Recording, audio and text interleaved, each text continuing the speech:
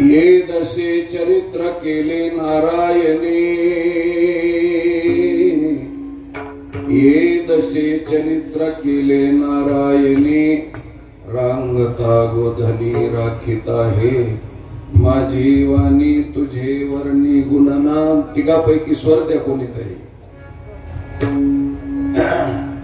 ऐसे देई प्रेम काही कळा, हे सोंग सारिले या रूपे अनंते, हे सोंग सारिले या रूपे अनंते, पुढे ही बहुते करणे आहे, माझी वाणी तुझे वर्णी गुणनाम. ऐसे देई प्रेम काही कळा, आहे तुका म्हणे धर्म संस्थापने, आहे तुका म्हणे धर्म संस्थापने, केला नारायणी अवतार, माझी वाणी तुझे वर्णी गुणनाम. ऐसे देई प्रेम काही कळा. विठला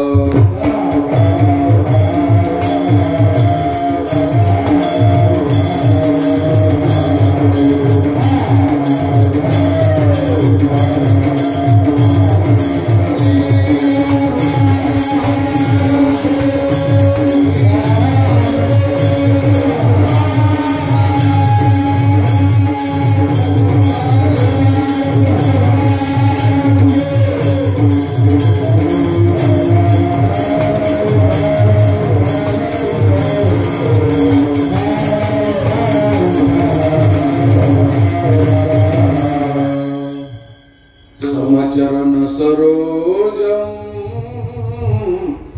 सांद्र नीलांबुदाभम, जघन निहित पानिम मंडनम मंडनानाम, तरुण तुलसी माला कंदरम कंज नेत्रम, सदै धवलहासम विठ्ठलम चिंतयामि.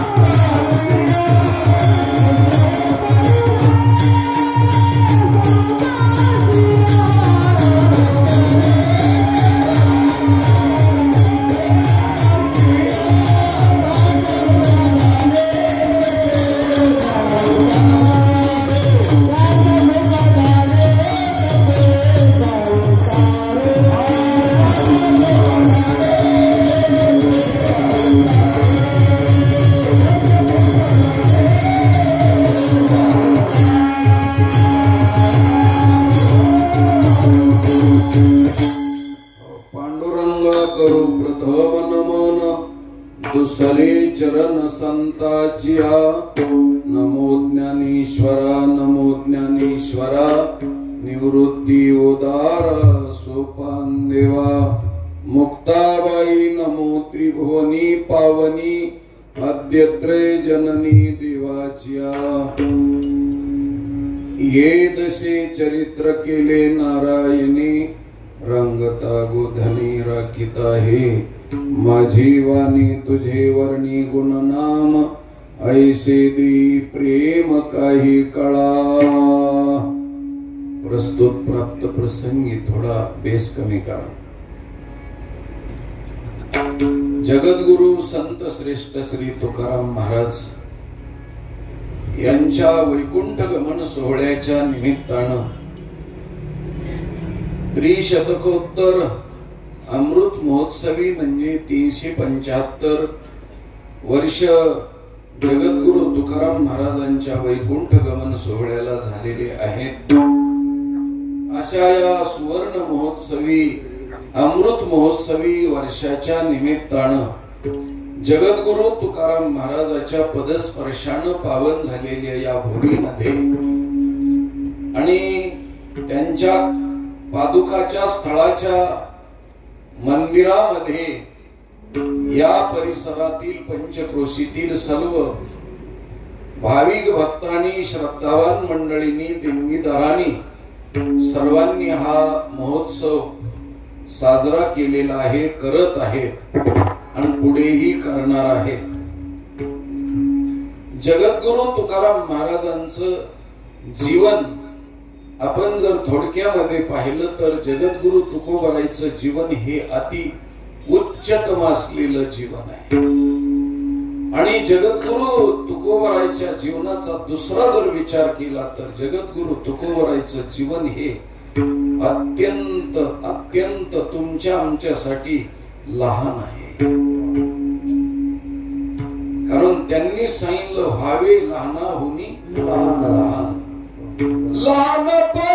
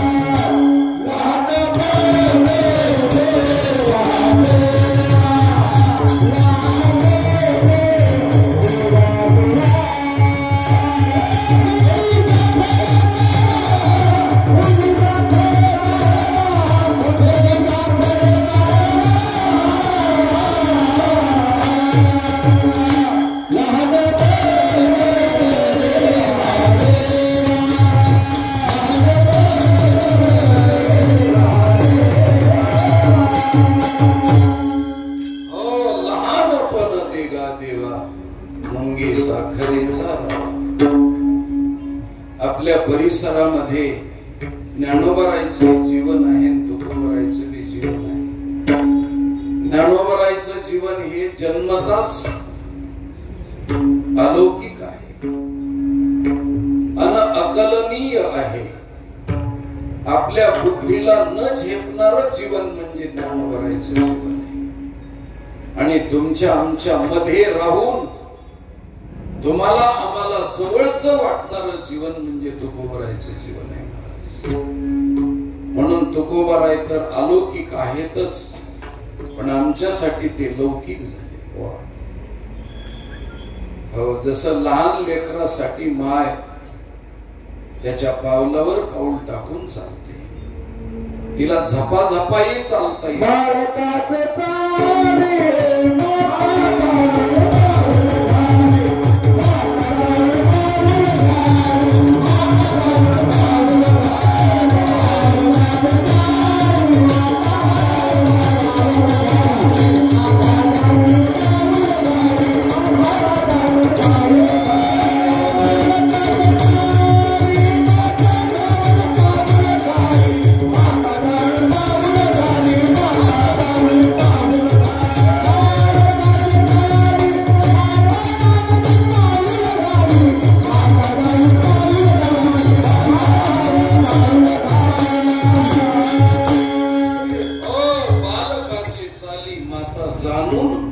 म्हणजे ओळखून कळून पाऊल घालते, तैसे संत जगी क्रिया करून दावेती.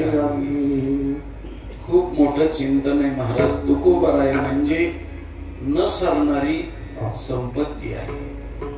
तुकोबाराय म्हणजे आमच्या सारख्याच्या वाणीनं किती सांगावं, पण आमच्यातले तुकोबाराय आहेत. कसे आमच्यातले आहेत ज्ञानोबारायच्या जीवनाचा विचार केला तर जन्मताच ज्ञानी, जन्मले त्याच वेळेस ज्ञान.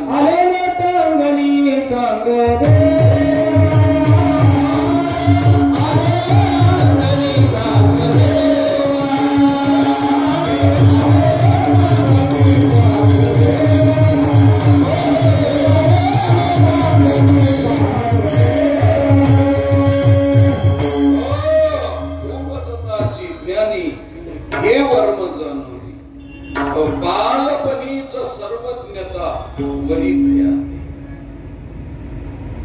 जगद्गुरु तुकोबारायच्या जीवनाचा विचार केला तर तुकोबाराय ज्ञानी आहेत, पण तुमच्या आमच्यासाठी सांसारिक जीवन जगून आम्हाला क्रियेनं परमार्थ शिकवला. म्हणून तुकोबारायच्या जीवनातले सुख दुःख, ज्ञानोबारायच्या जीवनातले सुख दुःख बारकाव्यानं विचार केला तर ज्ञानोबारायचे दुःख आमच्या जवळ वाटत नाही, तुकोबारायच्या जीवनातले दुःख आमचे वाटतात. कारण ज्ञानोबारायच्या जीवनामध्ये ज्ञानोबारायला विरोध केला, पण ठराविक लोकांनी विरोध केला. ते बी पुन्हा ठराविक लोकांनी विरोध केला, पण ते बी आश्रमासाठी विरोध केला. संन्यासातून गृहस्थ आश्रमामध्ये प्रवेश आहे म्हणून फक्त आश्रमासाठी विरोध आहे. पण तुकोबारायच्या जीवनाचा विचार जर केला तर तुकोबाराय म्हणजे गावचे पाटील आहेत महाराज, देहू गावचे पाटील आहेत. आणि देहू गावामध्ये मोरे आंबिले कंपनीची लोकसंख्या जास्त आहे, त्याच्यामुळे त्यांच्यावरती दबाव टाकण्या इतकी परिस्थिती नसताना सुद्धा अल्पसंख्याक असलेल्या तावरे पाटलानं त्यांच्यावरती दबाव टाकावा आणि सगळे लोक भाऊबंदाचे त्यांच्या विरोधात जावेत. हे तुकोबारायचं जीवन म्हणजे तुमच्या आमच्या सारखं जीवन आहे. तुमच्या आमच्या जीवनामध्ये बी भाऊबंद विरोध करतात महाराज. भाऊबंद त्यालाच म्हटलं जातं एकमेकाचं एकमेकाकडे जाणं येणं बंद, त्याला भाऊबंद म्हणतात. एकमेकाचं एकमेकाला बोलणं बंद, फक्त गुपचूप काही न बोलता फक्त माती करायला आणि पेटवायला फक्त भाऊबंद जवळ असते.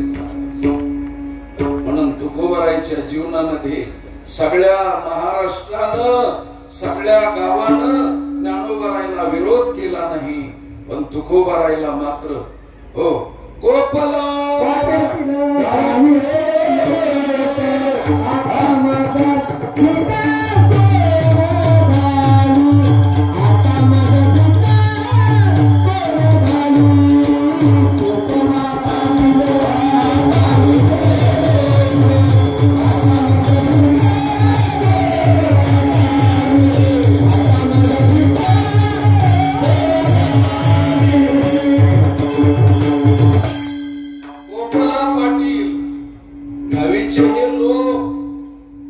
पाटीलच कोपले नाहीत तर गावातले लोक सुद्धा कोपले.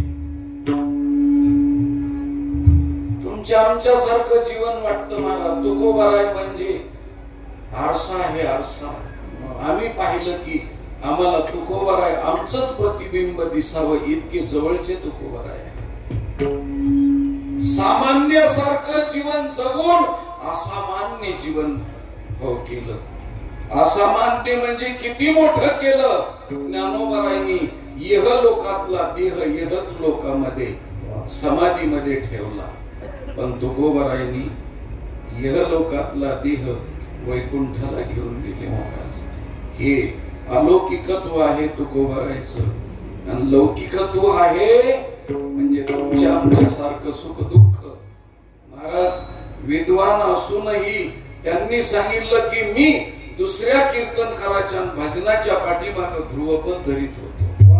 त्याच वेळेस मला हो परमार्थात येता आलं. म्हणजे पुढे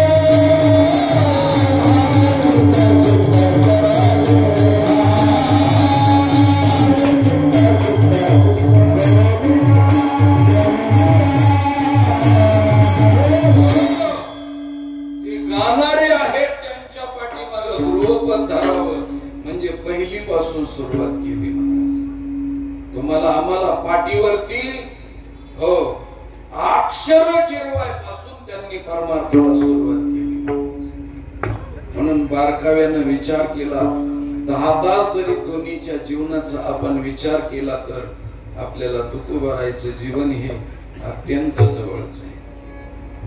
महाराज या तुकोबारायचं सामान्य जीवन किती आहे तर दुष्काळ पडल्यानंतर मोठी सावकारकी बुडाली, एवढी सावकारकी बुडाली तरी बी सुद्धा मनाला दुःख लागून घेतलं नाही।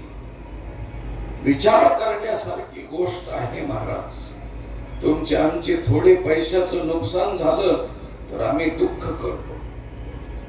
50 गावामध्ये ज्यांची सावकारकी होती, एवढं मोठं जीवन होतं संपत्तीच्या बाबतीतलं, तरी सुद्धा खंत मानली नाही आणि कानोबा राहिला त्यांच्या वह्या वाटून दिल्या, त्यांचं कर्ज वाटून दिलं।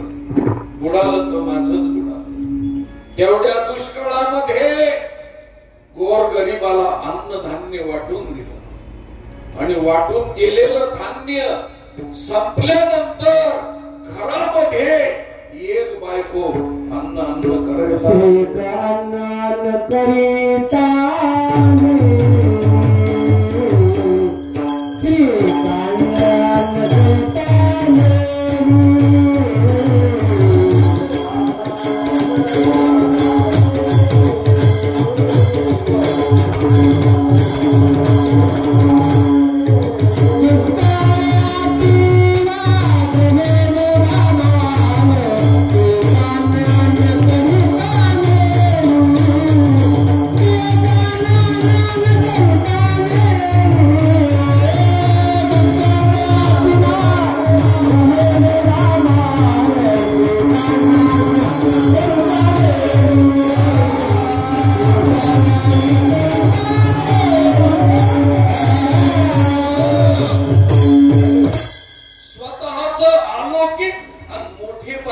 चरित्र लिहिलं नाही महाराज।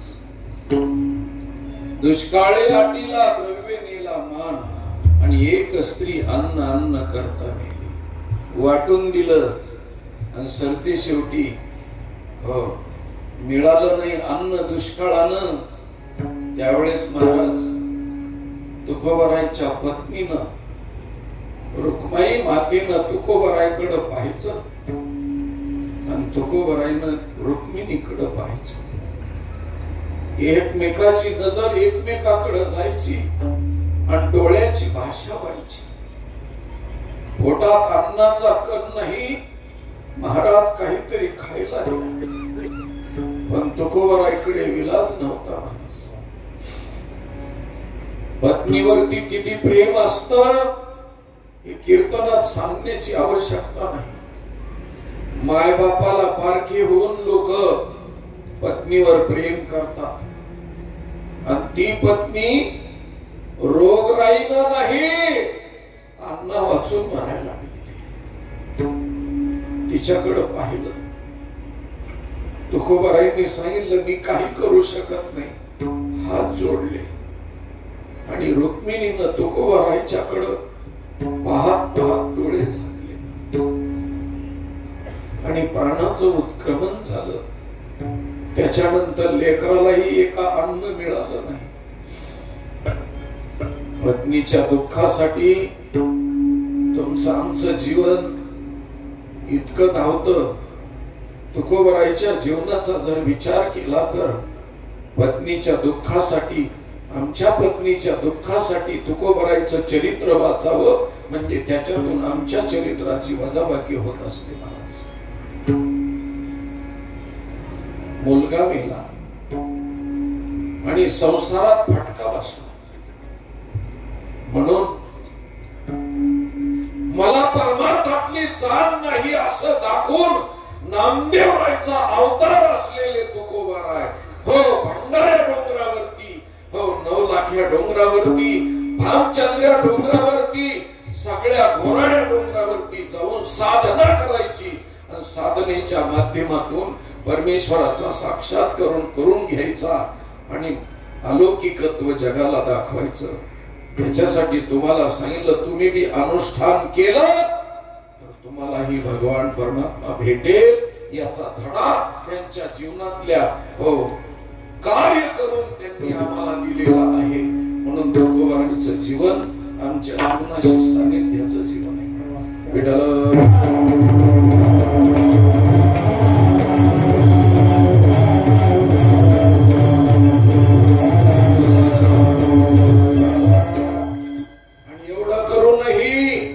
समाजानं नीट नाही म्हणलं, काट्याच्या काठीनं तुकोबारायला मारणारे लोक होते, तरी सुद्धा महाराज त्यांनी सहन केलं.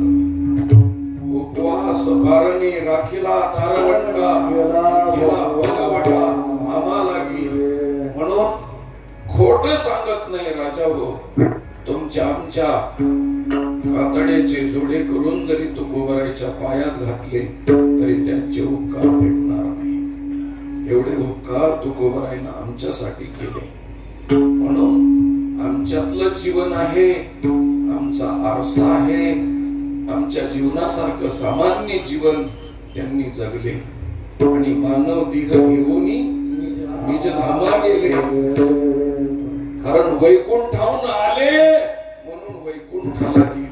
म्हणून तुकोबारायच्या जीवनाचा माणसाने बारकाव्यानं अभ्यास केला तर तुकोबारायच्या पावलावरती पाऊल टाकून आम्हाला आमचा परमार्थ करता येतो. म्हणून त्या तुकोबारायनी आजच्या अभंगामध्ये भगवान कृष्ण परमात्म्याच्या चरित्राचं गोड वर्णन केलेलं आहे.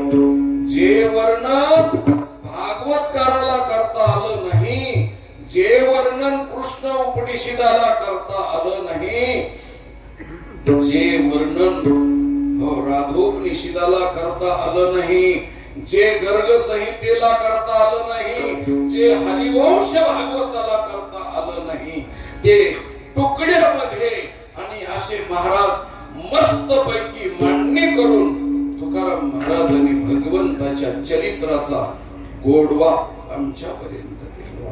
विठ्ठल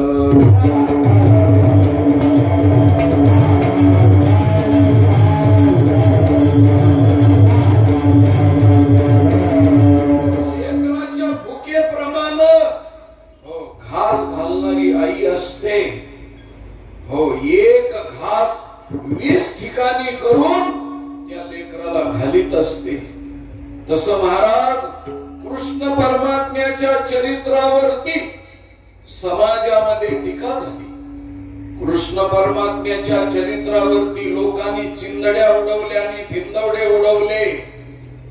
कृष्णाचं आणि गवळणीचं लफडं आहे असा समाज मध्ये हो बोलबाला झाला. आजही लोक समजतात कृष्ण आणि गवळण म्हणजे स्त्री पुरुषाचं लफडं आहे आणि स्त्री पुरुषाचं लफडं जर ज्या स्त्रियाचं लफडं आहे त्या गवळणी आमच्या भक्त कशा, आमच्या आदर्श कशा. आणि ज्या कृष्ण भगवान परमात्म्याने गवळणीच्या बरोबर जर भोग भोगला तर तो देव कसा. आणि आमच्या सारख्यानं मानण्यापेक्षा ब्रह्मचर्य धारण करणाऱ्या शुकाचार्यानं मानावं हो. जगाला ज्ञान सांगणाऱ्या हो व्यास महर्षीला मानावं. हे कसलं गुपित आहे, हे काय आहे. बाकीच्या धर्मीयानं टीका करावी, नवे नवे आपल्यातल्याच धार्मिक माणसानं भगवंताच्या चरित्रावरती शिंतोडे उडवावे. 16 सहस्र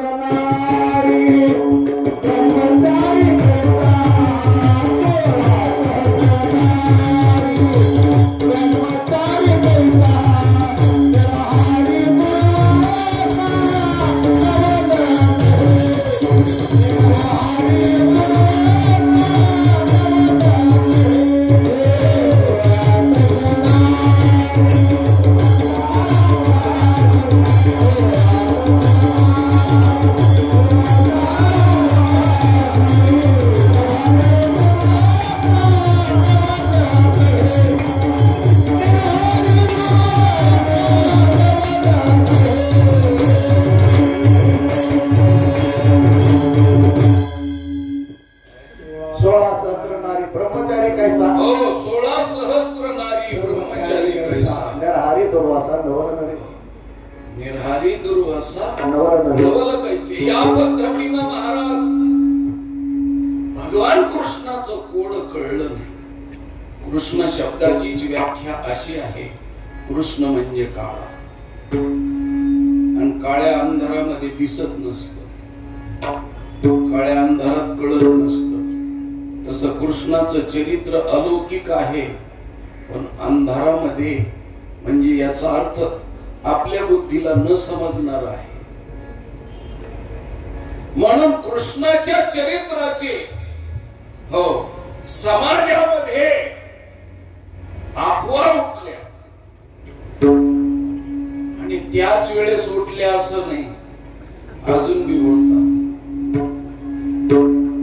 म्हणून आतापर्यंतच्या कोणत्याच धार्मिक माणसानं, कोणत्या साधू संतांनी कृष्णाच्या चरित्रावरती उडलेले शिंतोडे पाहिले नाहीत आणि त्याच्यासाठी उत्तर दिलं नाही. पण कृष्णाचे एका बाजूने निंदा ऐकायला मिळाली आणि एका बाजूला कृष्णाचं पवित्र चरित्र कानानं तुकोबारायपर्यंत पोहोचलं, आणि याचा न्याय निवाडा देण्याकरता सुप्रीम कोर्टाचा निकाल म्हणून माझ्या जगद्गुरु तुकाराम महाराजांना तुमच्या आमच्या हातावर पेढा दिल्यासारखं तत्वज्ञान सांगितलं. बाबांनो, गोकुळात कृष्ण खेळत होते आणि गवळणीच्या बरोबर राहत होते, त्यावेळेस त्यांचं वय 5 वर्षाचं होतं. 10 वर्षापर्यंत चरित्र केलं, ये दशे चरित्र केले नारायण. दशे म्हणजे 10 दिवस, आपलं 10 वर्ष. ये दशे 10 वर्षापर्यंत गोकुळात राहिले. 11वं वर्ष लागलं की मथुरेला गेले, आणि त्याच्यातले 5 वर्ष गवळणी बरोबर राहिले, आणि 5 वर्ष गायी राखताना रानात गेले. म्हणून 5 वर्षाचं गवळणीच्या बरोबरच चरित्र आहे, आणि 5 वर्षाच्या लेकराचा आणि गवळणीचा भोगाचा संबंध, व्यभिचाराचा संबंध आहे, असा जर कुणी म्हणत असेल तर त्याच्या तोंडात किडे का पडवा.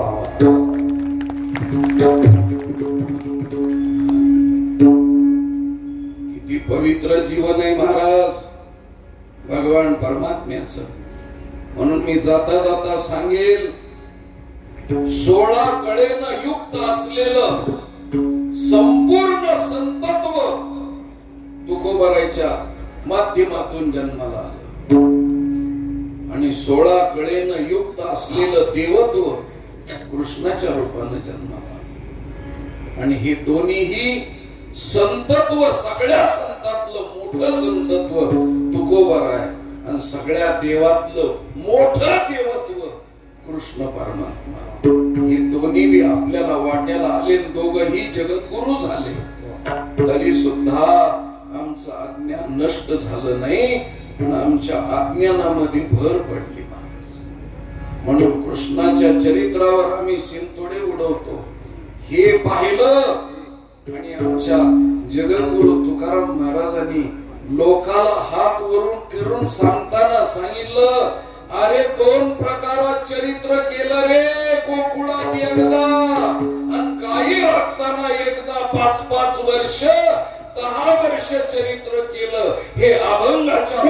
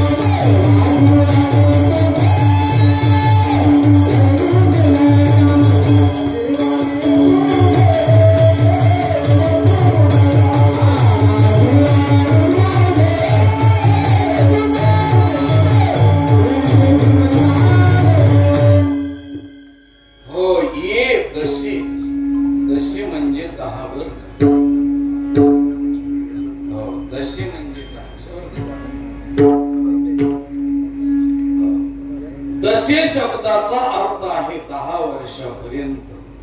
ये दशे पूर्वी गणित शिकवित असताना अंक शिकवित असताना एकक दशक शतक सहस्त्र दशसहस्त्र लक्ष दशलक्ष कोटी दशकोटी अब्ज दशाब्ज खर्व निखर्व काळू महाकाळू हो जल्दी प्रार्ध अंत्य असं शिकवायचे येडे लोक. इतक्या लांब शिकवायची काय गरज होती? इतक्या लांब शिकवायची 9 पर्यंत आकडे आले ना आकडे लावता आले की बस झालं. आकडा लावता आला की काम आकड्याचं झालं. आता किती सुशिक्षित माणसं झालेत महाराज. तब्बल 9 पर्यंत अंक येतात माणसं. हो आणि ते बी 1 2 3 असे नाही. हे मराठीतल्या अंकाला कोणी विचारतय महाराज? येड्या लोकांची परिभाषा 1 2 3 4 म्हणणं. मग आताचे सुशिक्षित माणसं किती 1 2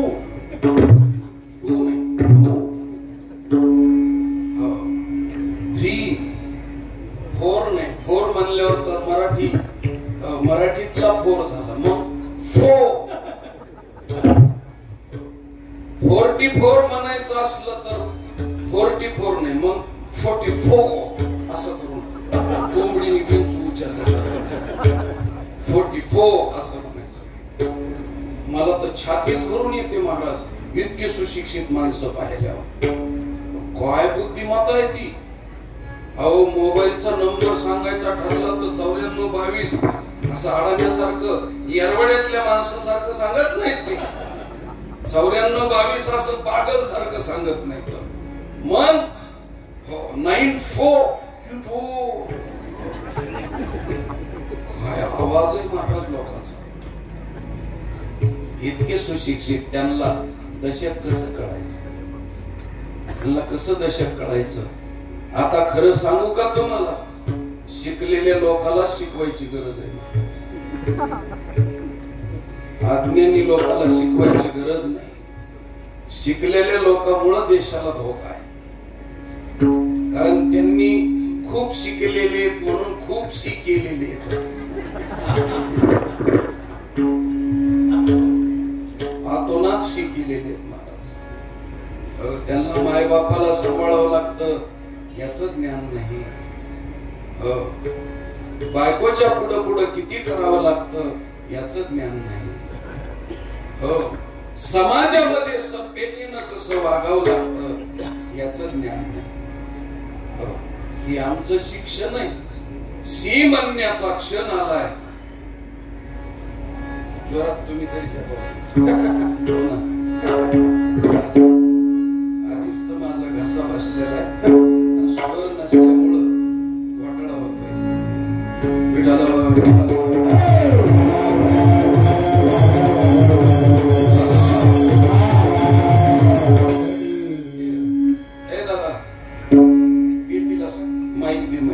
स्वर कळत. या पद्धतीनं महाराज मी आपल्याला चिंतन सांगत होतो. दशे 10 दशक. या दशे 10 वर्षाच्या आत चरित्र केलं परमात्म्यानं, आणि तेही 5 वर्ष गोकुळात केलं आणि 5 वर्ष गाई राखताना केलं. एक गावात केलं आणि एक रानात केलं. रानातल्या चरित्रामध्ये स्त्रिया नाहीत आणि गावातल्या चरित्रामध्ये पुरुष नाही. गावामध्ये चौर्य कर्म केलं त्याच्यामध्ये लहान गोपाळ, मोठाले नाही. रानामध्ये खेळ खेळले तिथं मोठाले गोपाळ, लहानले नाही. काला केला तिथं लहान आणि मोठे गोपाळ.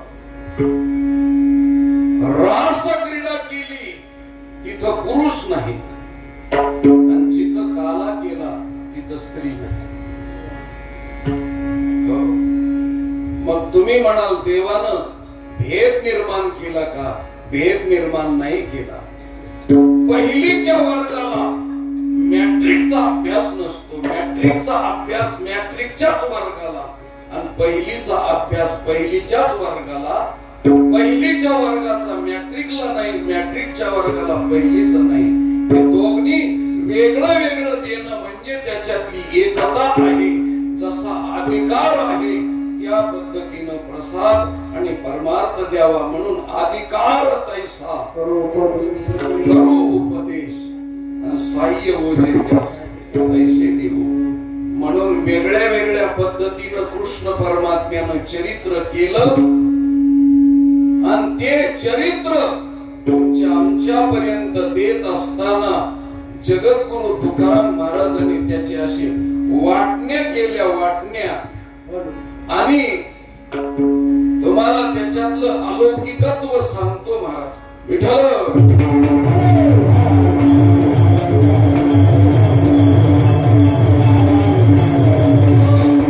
कृष्णाच्या चरित्राला लोकांनी नावे ठेवावी अशी दशा का प्राप्त झाली? तर त्याचं एकमेव कारण आहे समाजाला कृष्ण देण्याचं काम 4 लोकांनी केलं. 4 लोकांनी. त्याच्यातले पहिले आहेत भागवतकार. भागवतकारानं ज्या पद्धतीनं कृष्ण समाजाला द्यायला पाहिजे त्या पद्धतीनं दिला नाही. आणि तुम्हाला सांगतो कसा दिला. तर त्या भागवतामध्ये संगीत ठेवून आणि मी सांगतो महाराज जाता जाता मी जे बोलतो ते अभ्यासपूर्ण स्थितीत बोलतो. संगीतामध्ये हळूच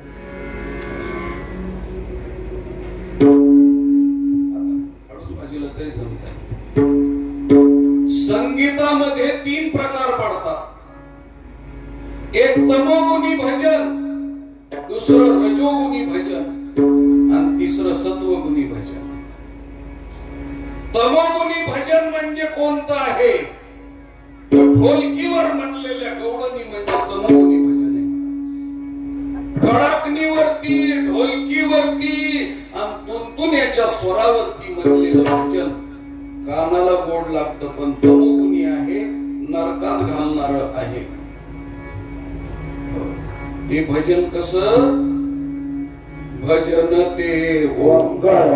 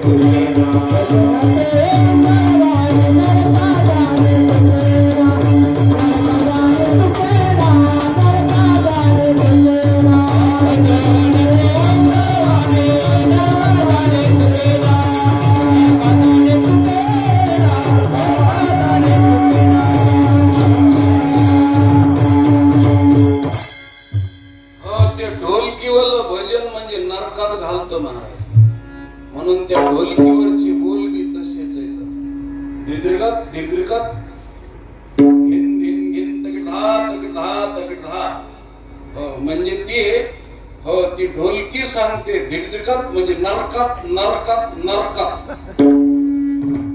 आणि ती कडकणी सांगते ढकल ढकल ढकल,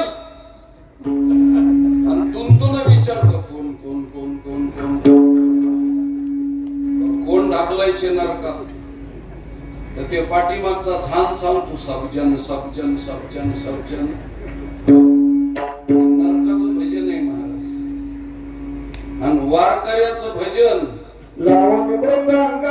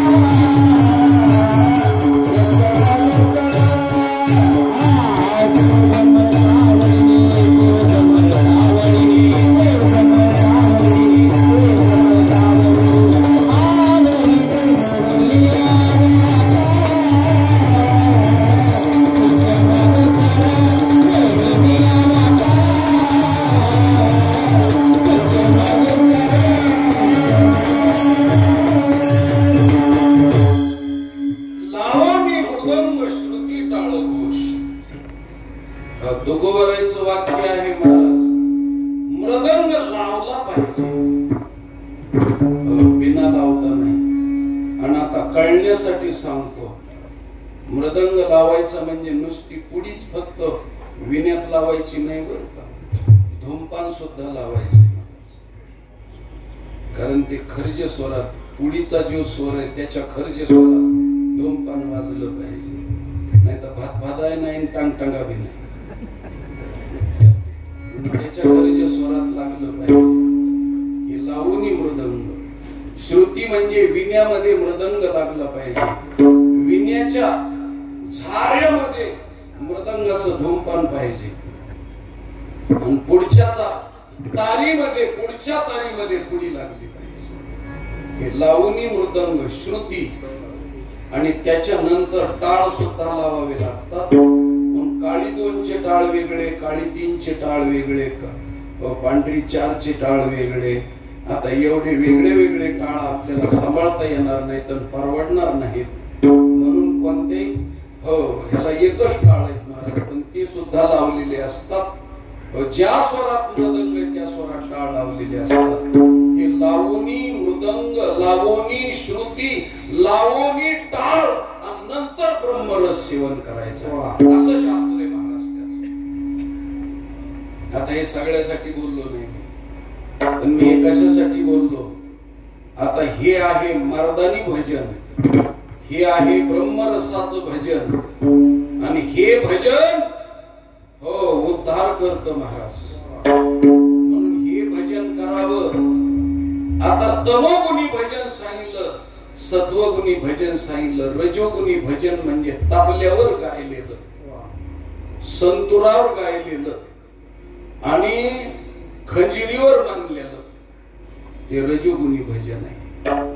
म्हणून उद्धाराचं भजन हे भागवतामध्ये ते रजोगुणी भजन आलं आणि त्याचा परिणाम असा की भागवताचार्य एवढे झाले की श्रीमद भागवत एवढ्या शब्दाची सुद्धा व्याख्या सांगता येत नाही, एवढाले भागवताचार्य झाले महाराज. हो, आणि महाराष्ट्राचं दैव उजळलं.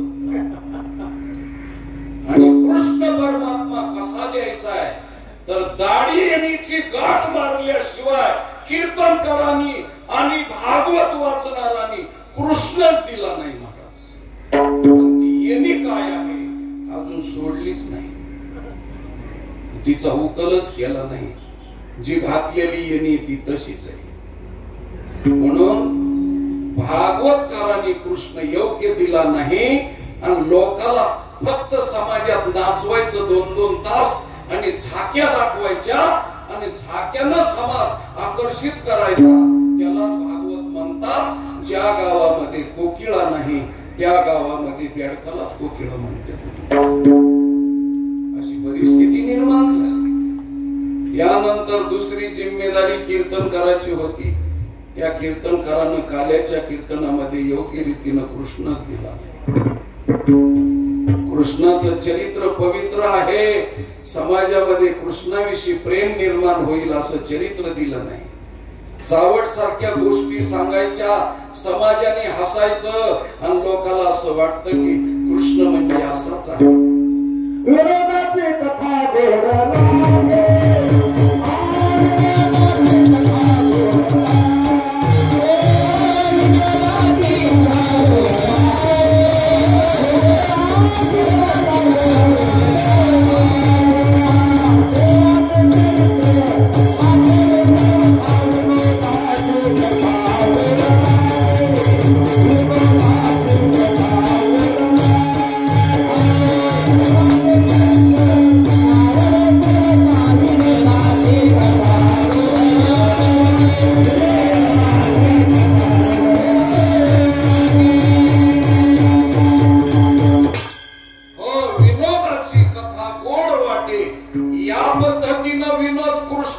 चरित्राचे सुद्धा विनोद केले आणि कृष्ण योग्य रीतीनं समाजाला दिला नाही म्हणून समाजाकडे दोष नाही.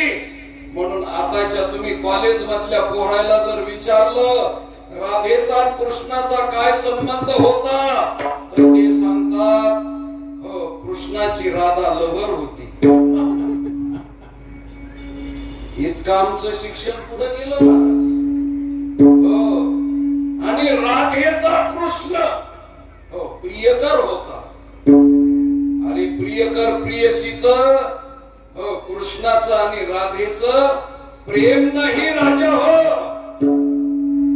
आणि प्रियकर प्रियसीचं प्रेम नसतं, ते लफड असतं. लफड आणि लफड्याला लोक प्यार म्हणते, लफड्याला लोक लहू म्हणते, लफड्याला लोक प्रेम म्हणते. ही परिभाषा का निर्माण झाली? समाजातल्या लोकांनी नीटनेटकं शिकवलं नाही.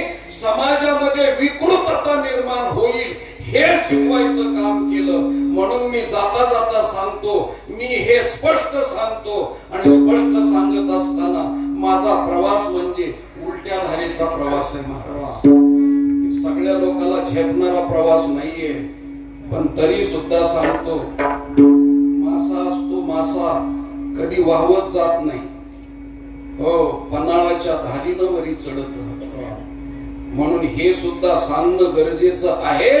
आणि हे सांगणंच तुम्हाला आवडलं नाही आवडलं तरी बी हो तुम्हाला योग्य काय आहे तेच देणं कीर्तनकाराचं काम आहे. तो कामाने सत्य सांगे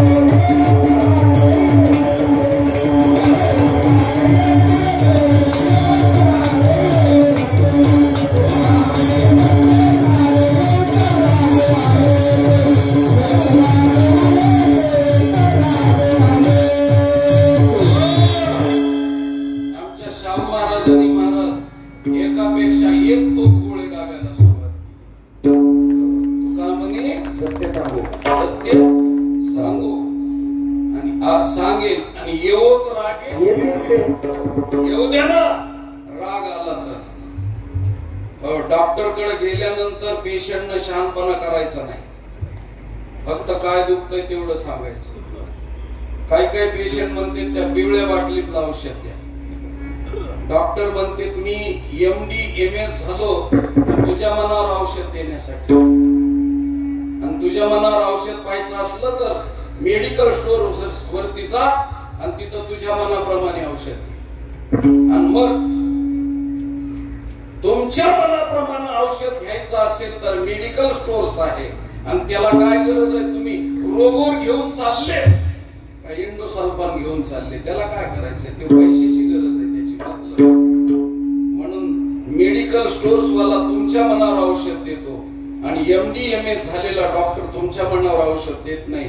तो सांगतो मी 7.5 वर्ष शिकलो की तुझ्या मनावर औषध देण्यासाठी नाही. तुझ्या हिताचं काय आहे ते मी देणार आहे. तुला आवडतं ते मी देणार नाही. तसं कीर्तनकारांनी भागवतकारानं समाजाला आवडतं ते देऊ नये. समाजाच्या हिताचं काय आहे ते कीर्तनकारानं द्यावं. ज्याच्या समाजाचं हित दडलेलं आहे ते कीर्तनकारानं द्यावं. उद्याच्याला तर समाजाला काही बी आवडल मग समाजाला आवडल नारायणगावकरांचा कार्यक्रमही आवडतो मग कीर्तनकारानं नारायणगावकरांच्या फळावर उभा राहावा का? ही उद्धाराची परिभाषा आहे. म्हणून त्याच्या करता चिंतनीय बाब सांगतो. कीर्तनकारांनी नीट कृष्ण दिला नाही. भागवतकारांनी नीट कृष्ण दिला नाही. उरला सुरला आमच्या संगीत भजन करणारानं नीट कृष्ण दिला नाही.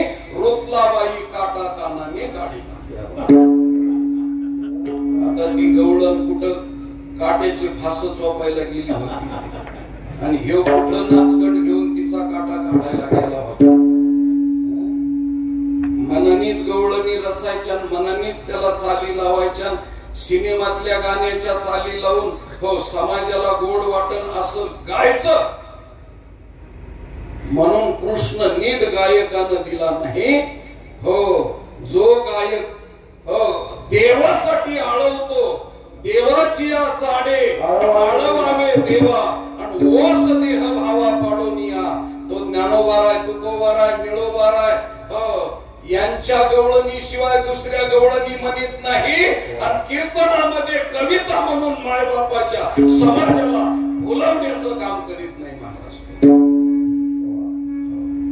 म्हणून चिंतनीय बाब सांगतो तुम्हाला. भजन गाणारानं नीट कृष्ण दिला नाही म्हणून समाजात विकृतता निर्माण झाली.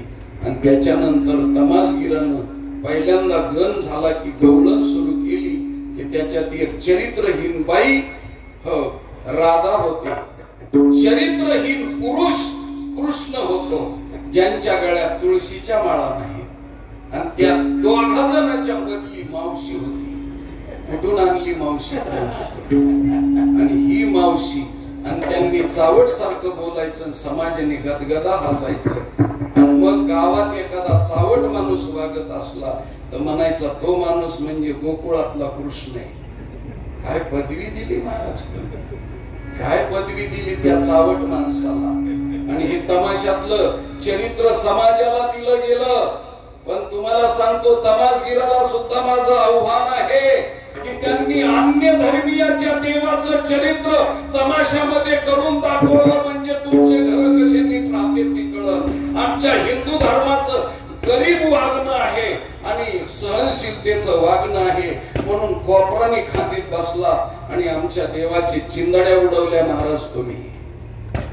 म्हणून या 4 लोकांनी नीट कृष्ण दिला नाही म्हणून समाजामध्ये कृष्णाच्या चरित्राची निंदा होऊ लागली. कृष्णाचे चरित्र वेशीला टांगलं गेलं आणि समाजामध्ये कृष्ण आणि गवळण लफडे असं दिसायला लागलं. म्हणून तुकोबरायच्या कानापर्यंत ही गोष्ट गेली. हरिरथ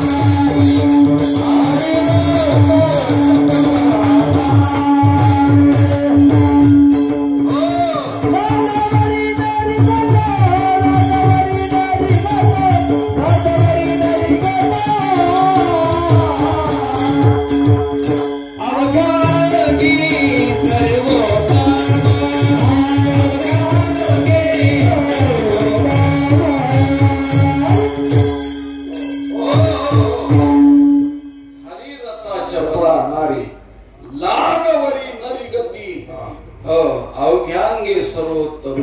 तुकोबराय म्हणतात सर्वांगानं सर्वोत्तम गोपी आहे आणि कृष्ण सर्वोत्तम आहे. पण काय करावं त्या चपल म्हणजे चावट झाल्या, चंचल झाल्या. आणि चावट हा शब्द आपल्या मराठीमध्ये फार वेगळ्या पद्धतीचा आहे. एक रसावरती जो स्थिर राहत नाही. चावट कुणाला म्हणलं जातं तर शेळी जशी आताचा एक पाला तोडते लगेच दुसऱ्या झाडाचा पाला तोडते, तिसऱ्या झाडाचा पाला तोडते. शेळी जशी असते तिला चावट म्हणलं जातं. चाबरी चाबरी असं म्हणलं जातं. खाण्यामध्ये वागण्यामध्ये सारख्या वेगळ्या वेगळ्या झाडाचा पाला तोडतो त्याला चावट म्हणतात. आणि वेगळ्या वेगळ्या पद्धतीनं खाते तिला चाबरी म्हणतात. अशी चाबरी शेळी जशी आहे, शेळीचेनी तोंडे सैग चरे तसं विषयासक्ताचं जीवन असतंय. म्हणून त्याच्याकरता चावट शब्द वापरला. अशा हरिरथा चपला नारी लागवरी नरिगती अशी समाजामध्ये टीका होऊ लागली.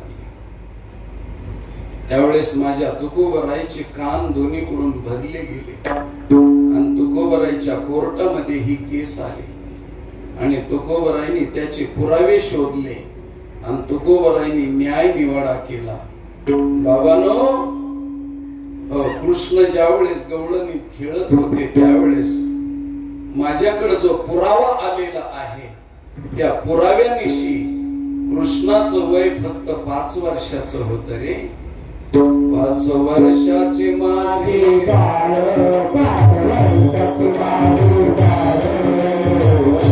Thank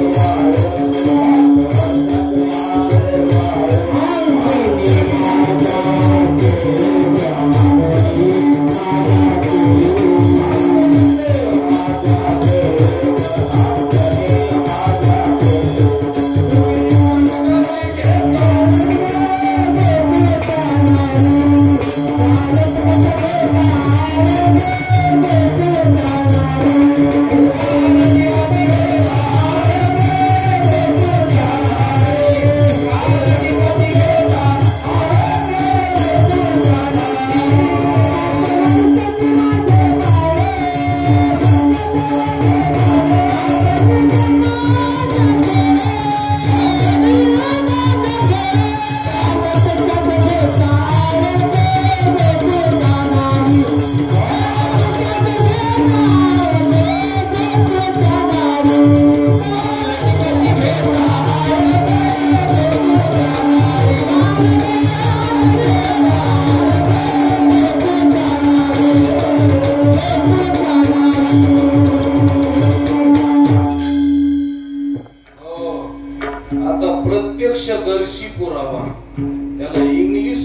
आय विटनेस म्हणतात महाराज.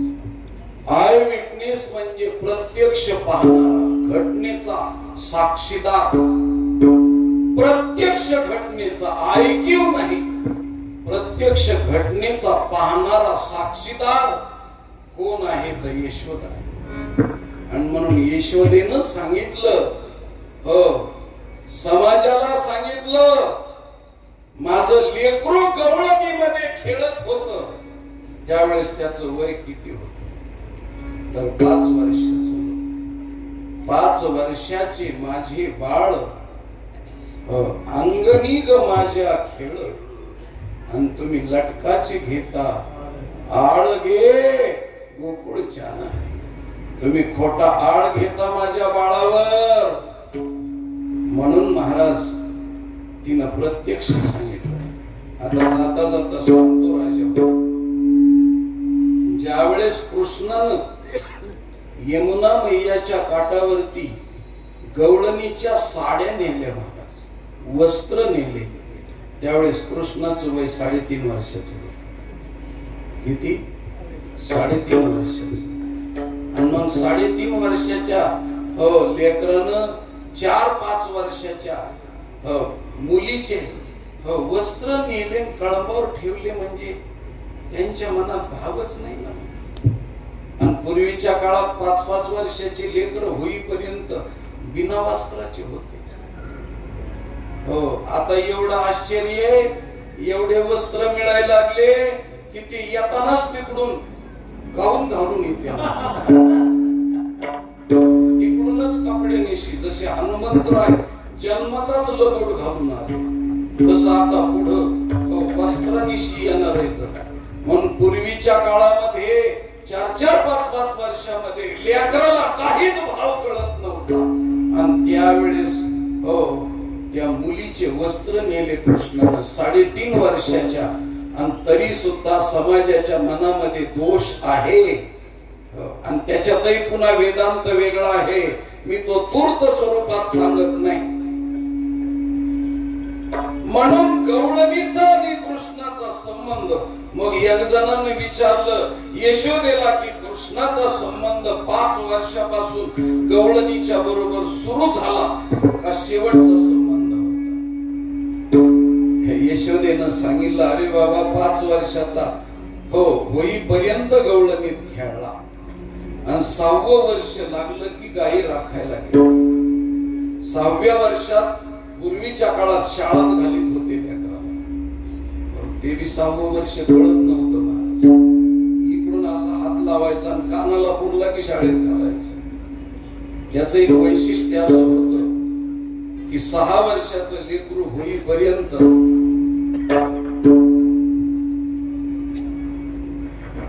त्याच्या मेंदूची परिपक्वता होत नाही, म्हणून लवकर शाळेत घालू नये. पण आता 1-1.5 वर्षाचं झालं की खूप मोठं झालं, मेंदूची परिपक्वता नसताना शाळेत घालायचं. आता त्या श्यामड्या लेकराला काय कळतं, पण तिथं पुन्हा LKG अंगणवाडी खूप आहे महाराज.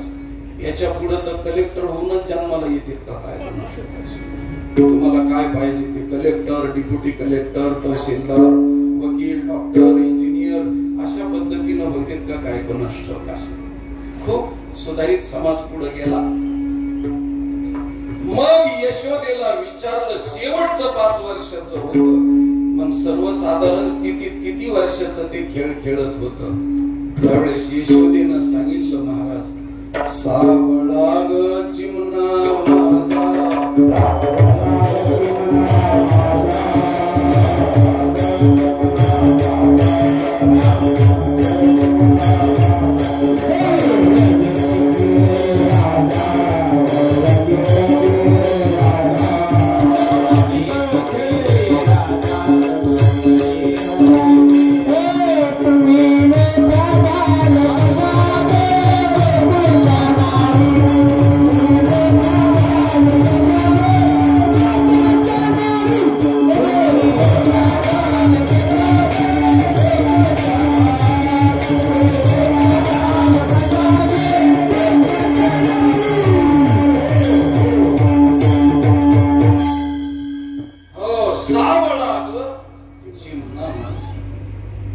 आमच्या माता भगिनीच्या पोशातला शब्द आहे बर का. लेकरासाठी तो शब्द वापरतात. चिमण. आता त्या काही बी शब्द वापरतात महाराज. चिमण म्हणतात, वाघ म्हणतात, वाघ.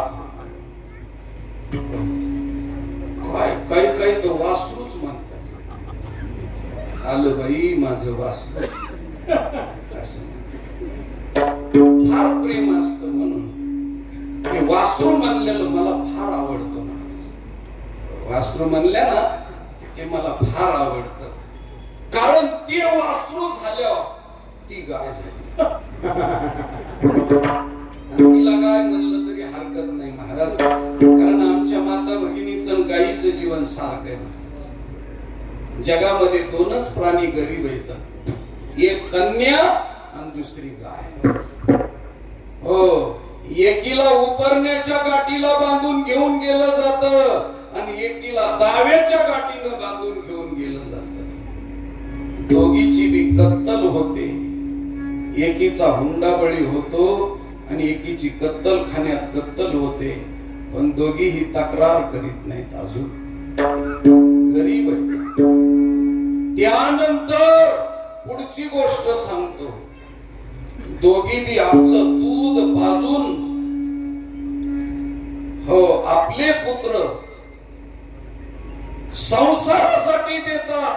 गाय आपला हो वासरू आपलं लेकरू शेतात काम करण्यासाठी देते.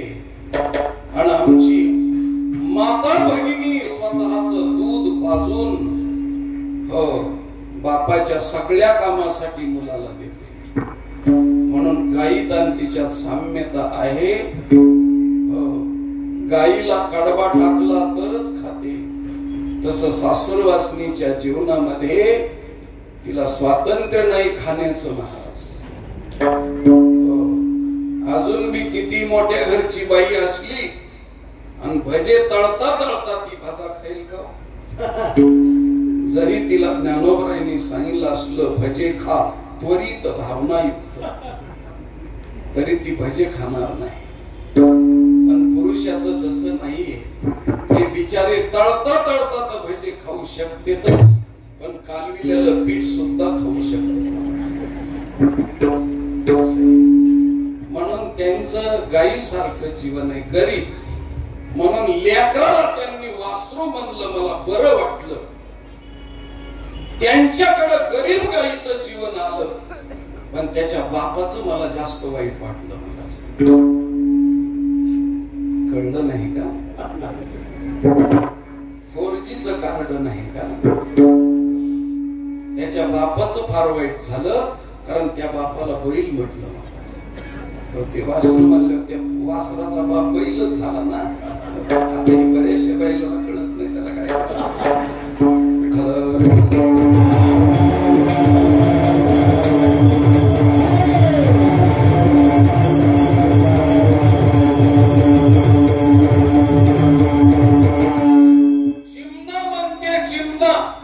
चिमणा शब्दाचा अर्थ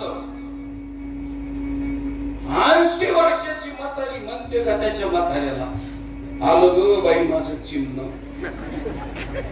आता ते चिमण नसतं, मग ते गिदाड झालेलं असत. घुबड. आणि ते बी महिला मंडळी त्याला गिदाड म्हणायचं असलं तर गिदाड नाही असं नाही म्हणत. आलं बाय गिदाड कोण घुबड तोंडाचं गिदाडासारखंच बघताय. अशा प्रकारे डोळे फिरून आणि तिची ऍक्शन असं. 80 वर्षाचं म्हातार हो हे नसतं, चिमण नसतं. मग चिमण कशाला असतं सांगू का तुम्हाला महाराज? ज्यावेळेस चिमणी चारा आणायला जाते आणि तिकडून तोंडामध्ये चारा घेऊन पंख न फुटलेल्या पिलासाठी चारा घेऊन येते, त्यावेळेस ते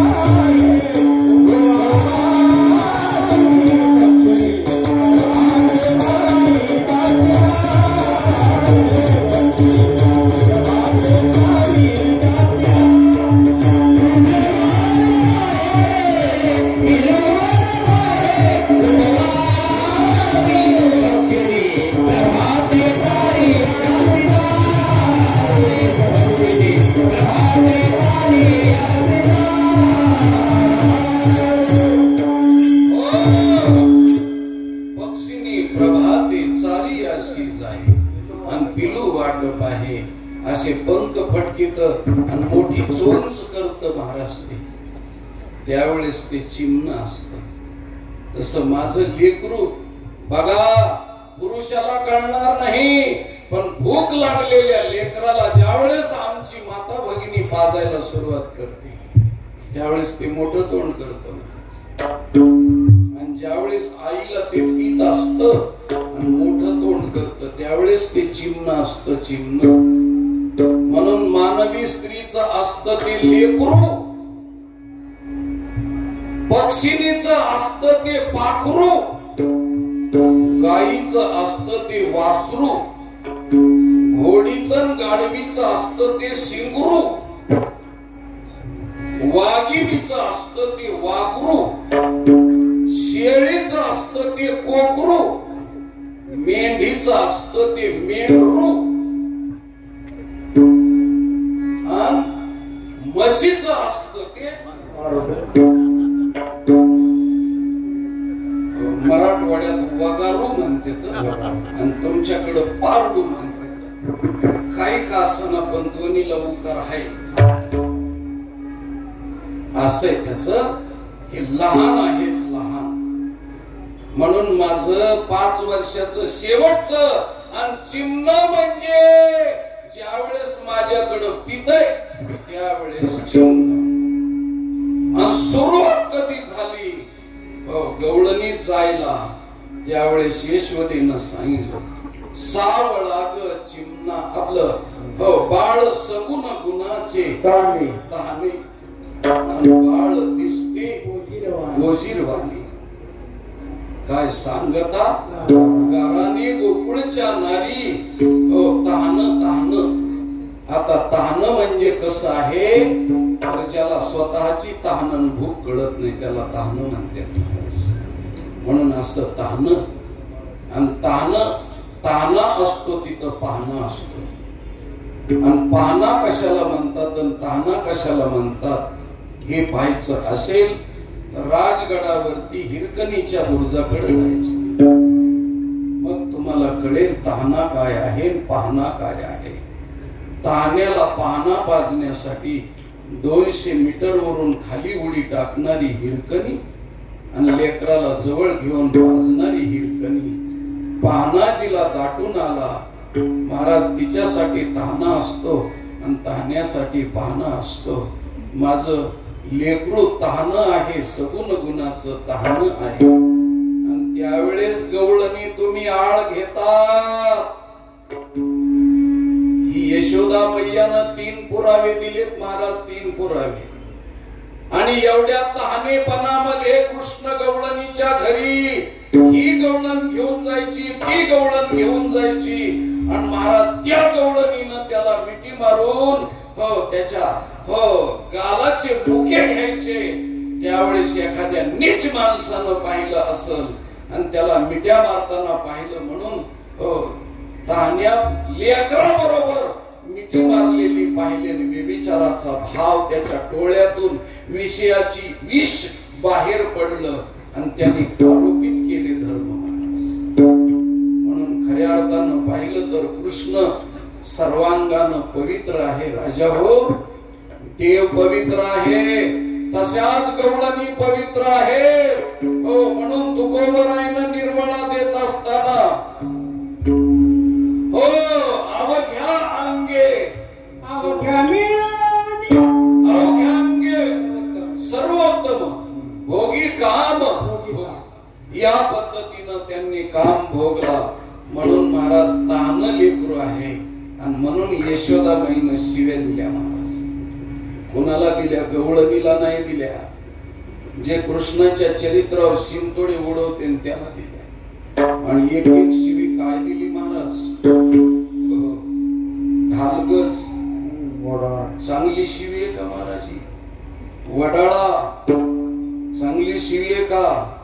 12 घरच्या 12 तर केवढी अवघड आहे महाराज. हो, आता ह्याची त्यांनी घरी गेल्यावर विचार करायचा की ह्या कसल्या शिव्या. आणि जिला लेकरू जन्माला घालायचे तिने शिव्या पाठच केल्या पाहिजे. कारण तिकडून जर बंबारी सुरू झाली लेकरांनी कड आणली तिकडून बंबारी सुरू झाली तर इकडून हरिपाठ म्हणायचं नाही, इकडून की तोप टाकलीच पाहिजे महाराज, त्याच्याशिवाय तिकडची चिरत नाही. हो असं आहे त्याच्याकरता. लग्न होणाऱ्या मुलीनं लग्नाच्या अगोदर उखाणे पाठ करायचे आणि मूल जन्माला येण्याच्या अगोदर तिने शिव्या पाठ करायच्या. कारण देवाच्या आईनं दिल्या म्हणल्यावर तुम्हाला द्यायला हरकत नाही महाराज. हो म्हणून शिव्या दिल्या आणि ते इतक्या खवूट दिल्या, इतक्या खवूट. ते शिव्या तुम्हाला शिकवित नाही मी, कारण मी कशाला शिव्याची सांगता देऊ तुम्हाला.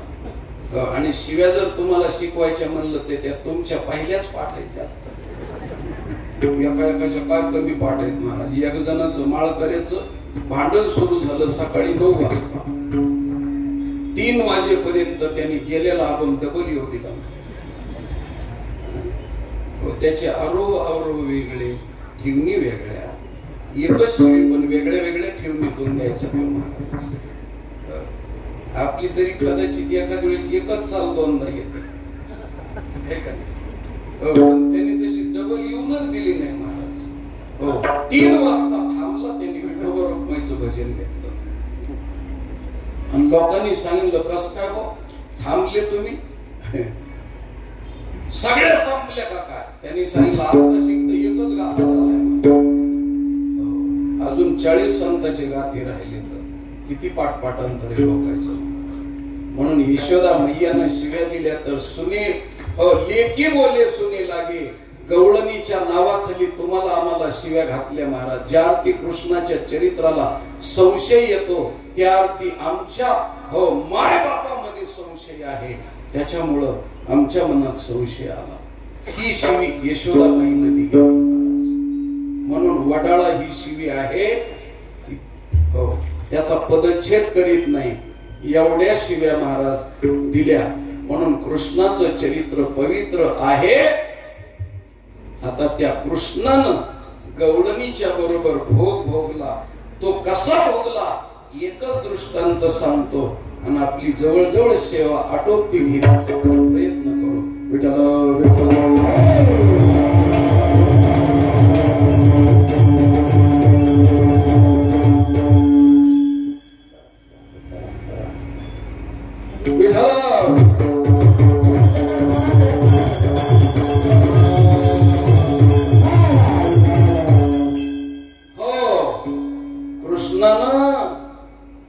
जन्मामध्ये माता भगिनींची क्षमा मागून बोलतो महाराज, मला आज फक्त कृष्ण किती पवित्र आहे एवढं सांगायचं आहे. आणि कृष्णाच्या पावित्र्यावरती आपल्याला काल्याचा प्रसाद मिळत असतो. म्हणून मी बाकीचं चिंतन प्रत्येक कीर्तनकारानं सांगितलं ते चिंतन सांगणार नाही, तुम्हाला वेगळं चिंतन सांगितलंय. एका गावामध्ये एक आश्रम होता आणि त्या आश्रमामध्ये महाराज 22 वर्ष वयाचे तरुण देखणे महाराज राहत होते. काळे भोर केस, धारदार नाक, गोरापान चेहरा, तांदळाच्या दाण्यासारख्या पंक्ती, दाताच्या हिऱ्या मानकाचा जडाव केल्यासारख्या, पिळदार दंड, पिळदार मांड्या आणि असा 32 लक्षणानं युक्त असलेला पुरुष तो. भिक्षा मागायला गावात जायची मधुकरी आणि जात असताना गावाच्या आणि महाराजाच्या आश्रमाच्या मध्ये एका वाह्यात वर्तन करणाऱ्या स्त्रीचं घर होतं आणि तिनं त्या महाराजाकडे रोज टक लावून पाहायचं. महाराजाच्या लक्षातच आलं नाही. 6 महिने झाले. 6 महिन्यानंतर तिने महाराजाला बोलवलं, महाराज इकडे या. आल्यानंतर महाराज दारात उभे राहिले. त्यावेळेस तिनं सांगितलं घरात या. त्यावेळेस महाराजांना सांगितलं ताई संन्याशानं डोंगरा ओलांडायचा नसतो, मी आत येणार नाही. सांगितलं काय तुला भिक्षा द्यायची ती भिक्षा दे. त्यावेळेस तिनं सांगितलं आज मी तुम्हाला अलौकिक भिक्षा देणार आहे. काय भिक्षा देणार आहेस तर माझ्या शरीराची भिक्षा देणार आहे. असं म्हणल्याबरोबर महाराजाच्या लक्षात आलं. महाराजांनी हात जोडले, सांगितलं ताई तुझ्या शरीराची बी मी भिक्षा घेईल, तुझ्या शरीराला बी मी स्पर्श करेल, पण आज नाही, तुला वाट पाहावी लागेल. तिने सांगितलं वाट पाहायची काय गरज आहे महाराज. सांगितलं मी सांगतो त्याप्रमाणे वाट पाहावी लागेल. आणि महाराज निघून गेले. हा हा म्हणता 36 वर्ष झाले आणि 36 वर्षामध्ये त्या स्त्रीला रक्तपिती फुटली. नाकातून पू वाहू लागला, शेंबूड डोळ्यातून चिपडे वाहायला लागले, कान फुटले कानातून, हो पू वाहायला लागला, अंगावर चिरड्या वडल्या पडल्या, बोट सडले, हो नाक बसलं, हो पायाचे बोट हे झाले आणि शरीरावर माशा बसून रक्त आणि पू येऊ लागला. घाण अवस्था झाली आणि शरीर सौंदर्य खलास झालं आणि एके दिवशी तिला ताप आला. 20 दिवस तो ताप खूप भिनलेला होता. अन्न पाणी पोटात अन्न पाणी पोटात नाही, उपवास घडला तिला. आणि घटना अशी घडली की आता मला भीक मागितल्याशिवाय गत्यांतर नाही म्हणून भीक मागायला निघाली. आणि दुपारचा प्रहर होता, आकाशामध्ये सूर्य आग वकत होता आणि तिला चक्कर आली, डांबरीवरती ती पडली. आणि पडल्यानंतर आता अन्न तर नाहीच नाही, 20 दिवस झालं आणि पाणी बी नाही. पाणी पाणी पाणी अशी करून ती पडली. पण कोण पाणी देत नव्हतं. सगळे पाप कर्म करणारे माणसं शेजारून जात होते आणि सांगत होते किती पाप केलं आमची आम्हाला माहिती आहे. या हातावरला झाडा या हातावर आला आणि अशा पद्धतीनं लोक नाव ठेवायला लागले. आणि एकदा प्राण जायचा आणि एकदा प्राण यायचा आणि अशा अवस्थेत प्राण गेल्यासारखी परिस्थिती झाली आणि पाणी असा शब्द उच्चारला, वाचा बंद झाली.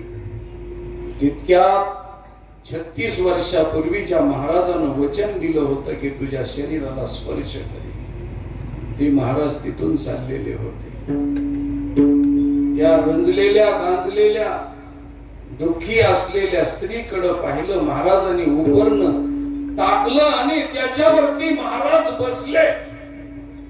मांडीवरती मुंडका घेतलं तिचं आणि मुंडका मांडीवरती घेऊन कमंडलूतलं पाणी पाजलं आणि पाणी पाजल्यानंतर तिला थोडी शुद्ध आली. श्वास टाकला, खांद्यावरती तिला उचलून घेतलं, घरला नेलं आणि घरी नेल्यानंतर तिला आंघोळ घातली.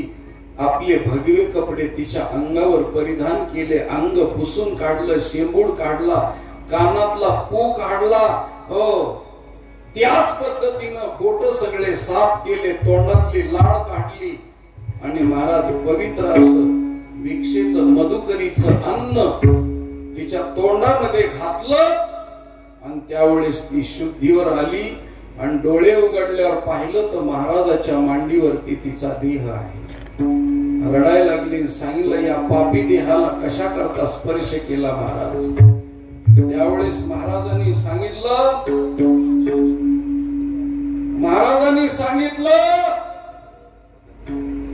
की तुझ्या देहाची मला भूक नाही, फक्त तुझा आत्मा माझा आत्मा एक आहे.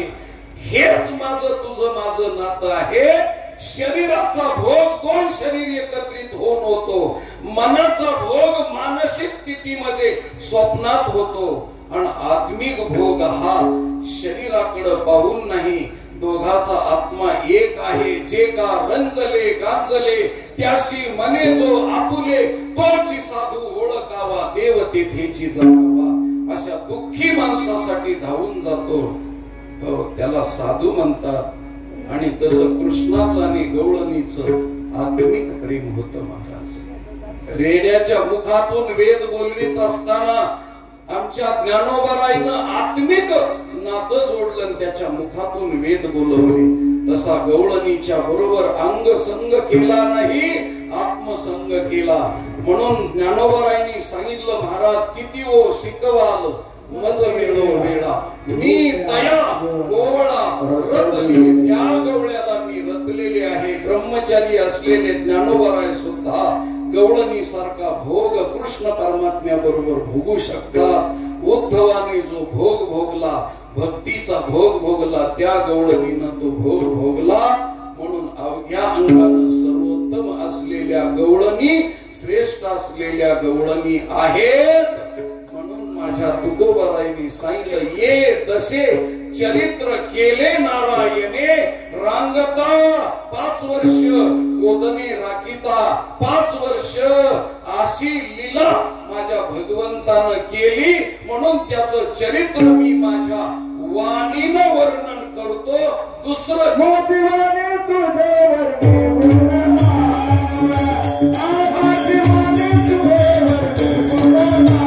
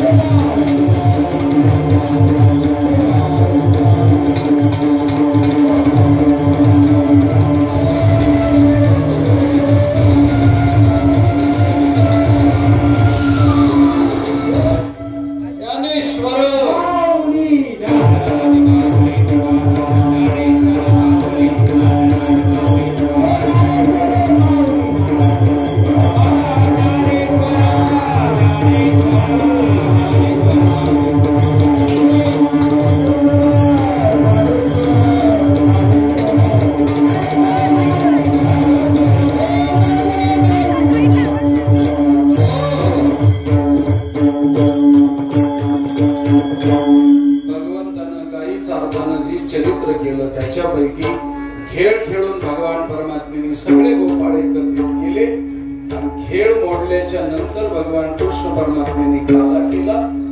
लहान लहान गोपाळ जवळ बसवले, मोठाले गोपाळ लांब बसवले आणि आपल्या शिदोऱ्यामध्ये त्या गोपाळांच्या शिदोऱ्या एकत्रित केल्या आणि सगळ्या गोपाळांना आपल्या हातानं चारा खाऊ घातला, घास खाऊ घातला.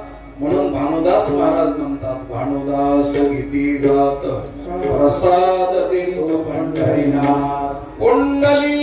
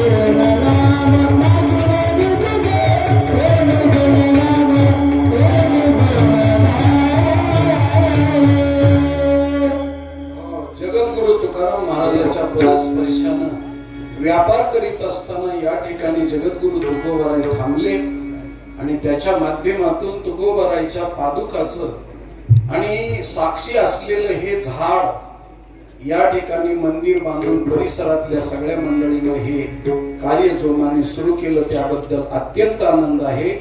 म्हणून ट्रस्ट मंडळीचे या सप्ताह कमिटी समिती अध्यक्ष उपाध्यक्ष सर्व देणगीदार, त्याच पद्धतीनं सर्व सेवेकरी आणि सर्व पाहुणी मंडळीला माझ्या कीर्तनाच्या पुण्याईनं धनधान्य आयु आरोग्य संपत्ती संततीचा योग त्यांच्या जीवनामध्ये येवो आणि त्याची भक्ती अशीच वाढत राहो म्हणून पंचक्रोशीच्या वतीनं सप्ताह कमिटीच्या वतीनं सगळ्या जणांच्या मर्जीनं माझ्याकडं ही सेवा आमचे परमस्नेही परमसखे आनंद महाराज जोशी लोणावळा यांनी ही सेवा सर्वांच्या मर्जीनं आणि सर्वांच्या कृपा आशीर्वादानं दिली. म्हणून सर्वांना उदंडाविषयी लाभावं अशी मी प्रार्थना ज्ञानोबाराय तुकोबारायकडे करतो आणि माझ्या शब्दाला विराम देतो. विठ्ठल